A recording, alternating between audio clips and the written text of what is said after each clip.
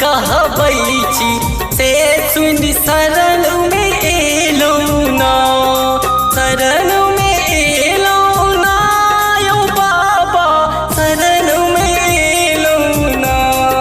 हाँ शरण में एलहुँ ना यौ बाबा, शरण में एलहुँ ना। बाबा यौ पंचमुखी कहबै छी से सुनि शरण में एलहुँ ना।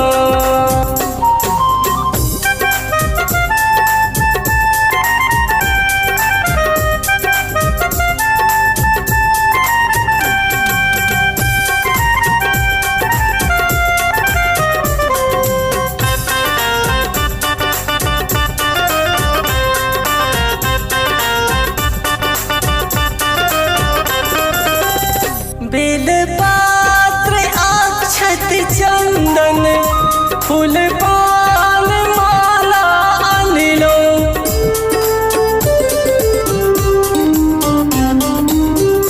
बेलपात्र अक्षत चंदन फूल पान माला अनलहुँ। हम भांग चढ़ायब यौ बाबा पंचमुखी कहबै छी से सुनि शरण में एलहुँ ना। बाबा पंचमुखी कहबै छी से सुनि शरण में एलहुँ ना।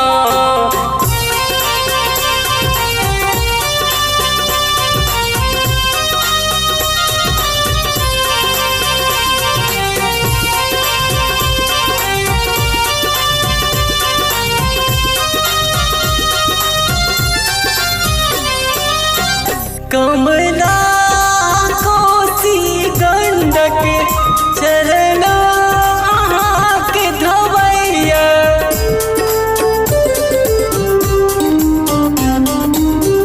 कमला कोसी गंडक चरण अहाँके धोबैया। बाबा जल चढ़ायब यौ बाबा पंचमुखी कहबै छी से सुनि